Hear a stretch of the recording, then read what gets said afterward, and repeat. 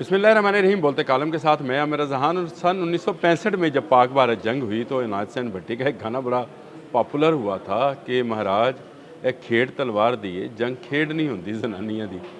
ये जो नगमा या तराना था मुझे आज क्यों याद आ रहा है, उसकी वजह यह है कि अब अमेरिका और इसराइल की मुश्तरका चीखें निकल रही हैं। हालांकि जंग इन्होंने मुसल्लत की, दुनिया की इकॉनमी की अगर पावर की बात की जाए तो यहूदियों के पास है, दुनिया में अगर असले की बात की जाए तो अमेरिका के पास है। लेकिन पहले 40 रोज़ा और अब 20-22 रोज़ की जंग के बाद से ही सांस फूल गया है और लंबे लंबे सांस जो है ये इनकी दिफाई हिकमत अमली लेती नज़र आती है। इसके मुकाबले में ईरान जो है वो ज़्यादा ताकतवर नज़र आता है और अब इसकी मज़ीद तकवीत जो है वो दे रहे हैं अमेरिका के यूरोपियन कमांड के सरबराह जनरल एलेक्स ग्रेनक्विच। ये जो हैं ये जनरल जो हैं इन्होंने पेंटागन को लिखा है कि अगर इसराइल के को तहफ़्फ़ुज़ करना है या दिफा करना है तो मुझे मज़ीद बहरी जहाज़ या इंटरसेप्टर्स या आप इसको जो भी इसका नाम दे लें। उन्होंने कहा जी मुझे ये चाहिए, क्योंकि जब तक आके डिस्ट्रॉयर बैलिस्टिक मिसाइल्स के ख़िलाफ़ नहीं देंगे हम ईरान के बैलिस्टिक मिसाइल्स इसराइल को जाते हुए नहीं रोक सकते हैं। हमें मज़ीद वसाइल चाहिए। ये बिल्कुल खुली बात है कि अमेरिका के और इसराइल के इंटरसेप्टर्स या वो दिफाई मिसाइल्स जो कि बैलिस्टिक मिसाइल्स को रोकते हैं बुरी तरह से नाकाम होते नज़र आते हैं। ये एक ऐसी जंगी हिकमत अमली है जिसका मैं अक्सर जिक्र किया करता हूँ कि अगर आने वाले दिनों में कोई जंग पढ़ाई जाएगी इंटरनेशनल यूनिवर्सिटीज़ के अंदर या दिफाई यूनिवर्सिटीज़ कह लें तो वो अमेरिका ईरान जंग होगी, जिसमें एक छोटे मुल्क ने सस्ते हथियारों से दुनिया की अजीम कुव्वत को तहो बाला कर दिया। ये बिल्कुल ऐसा नहीं है कि शायद आप यूक्रेन और रशिया की जंग का कोई मुआजना कर सकें या अमेरिका की गुज़िश्ता जंगों जैसे वियतनाम है या अफ़गानिस्तान है उसका मुआजना कर जाए। ये बिल्कुल एक डिफरेंट काम है। यानी आप ये अंदाज़ा कीजिए कि वियतनाम में अमेरिका दखल हुआ, वहाँ पर फिर वो वहाँ के लोगों ने रिजेंटमेंट की, चलती रही जंग चलती रही और आखिरकार अमेरिका को वहाँ से निकलना पड़ा। इसके बाद अफ़गानिस्तान आ जाए, रशिया आया, फिर अमेरिका आया, वहाँ के लोगों ने जंग लड़ी और वो निकल गए। चलें ये तो एक अलग सा सिनेरियो है। लेकिन आप एक मुल्क पर 28 फरवरी को टोमाहॉक मिसाइल के ज़रिए उसके सरबराह को शहीद करने के बाद जनाब अली ख़ामनेई शहीद को उसके बाद आप जो हैं कब्ज़ा तो नहीं करते हैं लेकिन आप हमलावर रहते हैं। लेकिन वो मुल्क जो है आपको इसका जवाब देता है और भरपूर अंदाज से देता है।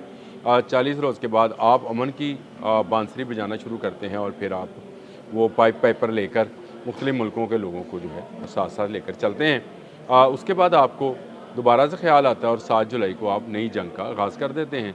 इस जंग में भी 20-22 रोज़ की जंग में ईरान ने ऐसे ही हिकमत अमली जो कि उसने पहले की थी पासदारान इनकलाब की जनाब मुश्तबा ख़ामनेई की क़यादत में, उसमें उसी जंगी हिकमत अमली को दोबारा से दोहराया जाता है और अमेरिका एक मरतबा फिर नाकाम होता है और दोबारा से वही पाइपर जो है अपनी बांसुरी निकालता है और बजाना शुरू करता है कि अमन कर लें।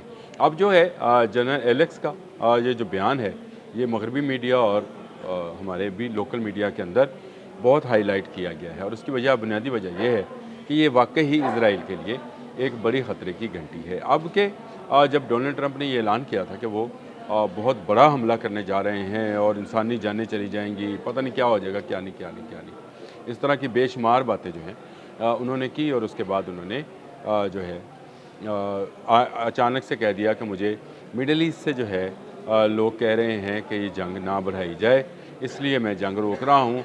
मुज़ाकरात जो हैं ईरान के साथ कर रहे हैं और आपने हरमज़ पर मुज़ाकरात किए जाएँ। आपने हरमज़ पर मुज़ाकरात हो रहे हैं लेकिन अमान और ईरान के मबैन मुज़ाकरात हो रहे हैं। एक ऐसी पट्टी जिसको इंटरनेशनल वाटर करार दिया जाएगा, लेकिन उससे गुजरने के लिए भी अमान और ईरान को मुश्तरका तौर पर टैक्स देना होगा। इस पर बातचीत जारी है, जिसको लेकर डोनाल्ड ट्रंप ने यह कहा कि आपने हरमज़ पर तो मुज़ाकरात हो चुके, अब उसके एटमी मवाद जो कि 410 किलोग्राम है और 10 एटमी वारहेड बनाने के काबिल है उस पर बात की जाएगी। इन्होंने बहुत कोशिश की, इन्होंने ये जो सुरंगें थीं एटमी सुरंगें इनको तबाह करने की भी कोशिश की, अपनी तरफ से हमले भी किए, लेकिन फिर अंदाज़ा हुआ कि ये बहुत गहराई में हैं और ये एक ऐसी टेक्नोलॉजी है जो नॉर्थ कोरिया ने ईरान को $25 मिलियन में फ़रोख्त की थी। ये सुरंगें बनाने की टेक्नोलॉजी, जी हाँ, ये शायद आपके लिए हैरानकुन हो, लेकिन इस पर एक अलग से अगर व्लॉग किया जाए कि इस टेक्नोलॉजी है क्या और इसको किस तरह से ईरानियों ने मॉडिफाई किया और इस टेक्नोलॉजी को ख़रीदने की ज़रूरत क्यों पेश आई, ये सारी अलग है। लेकिन एक बात तो तय है कि ये एक ऐसी ज़बरदस्त हिकमत अमली थी जिसके बाद डोनाल्ड ट्रंप भी पुकार उठे कि ये मवाद निकालना हमारे बस की या इसको तबाह करना हमारे बस की बात नहीं है, या रज़ाकाराना तौर पर ही हवाले किया जा सकता है। ईरान ने रखा है, ईरान ही इसको निकाल सकता है।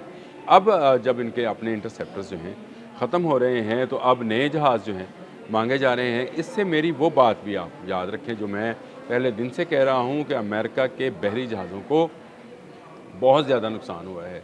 चाहे वो जराल्ड आर फोर्ड था, चाहे वो अब्राहम लिंकन था, चाहे अब जॉर्ज डब्ल्यू बुश है। अब तीसरा बहरी बेड़ा है यहाँ पे अपने हम उसके करीब, तो उसके डिस्ट्रॉयर भी जो हैं उनको भी ईरान तबाह कर चुका है। ख़बरें उस तरह से सेंटकॉम जारी होने दे ना होने दे, पेंटागन से कुछ आए ना आए, मगरबी मीडिया जो है और अमरीकी मीडिया जो है, मगरबी मीडिया से मुराद मेरी हमेशा ये वेस्ट जो है यूरोप की बात करता हूँ, और अमरीकी मीडिया जो है जो कि सारी दुनिया पर इस वक्त छाया है, और उसके बाद इजरायली मीडिया है, ये इसको इन ख़बरों को बाहर आने दें या ना आने दें, लेकिन ये हकीकत है कि अगर आप मज़ीद असला मांगते हैं, मज़ीद इंटरसेप्टर्स मांगते हैं, मज़ीद मिसाइल्स मांगते हैं, मज़ीद आपको टोमाहाक की, तो खैर वो बात जेडी वैंस ने बता दी थी कि ख़त्म हो रहे हैं, 850 हमने इस्तेमाल कर लिए और हमारा ज़ख़ीरा तेज़ी से कम हो रहा है। फिर उसके बाद पेंटागन की रिपोर्ट है, और अब ये जनरल एलेक्स की बात है कि जी अगर आपने इसराइल को बचाना है तो फिर दें और जहाज़। इसका मतलब है पहले जहाज़ तबाह हो चुके हैं।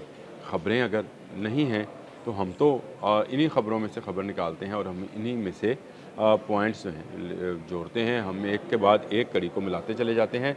तो आपको समझ आएगी कि अगर अमेरिका के पास वाफर मकदार में इंटरसेप्टर्स और बहरी जहाज़ मौजूद होते तो इस जनरल एलेक्स को मज़ीद जहाज़ मांगने की ज़रूरत पेश ना आती।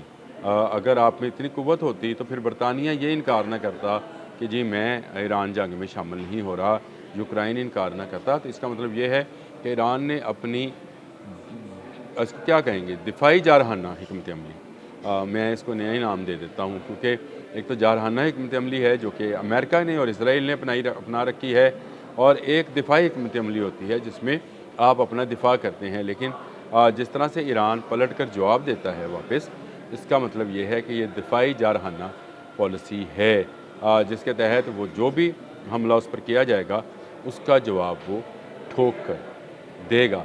जनरल एलेक्स ने सारी कहानी बयान कर दी, इससे पहले जेडी वैंस बयान कर चुके हैं, और ये जंग बंदी का जो तराना गाया जा रहा है इसके जवाब में नैत सैन भट्टी का वो तराना ही गाया जा सकता है कि महाराज खेड़ तलवार दी है, जंग खेड़ नहीं होती जनानियाँ दी।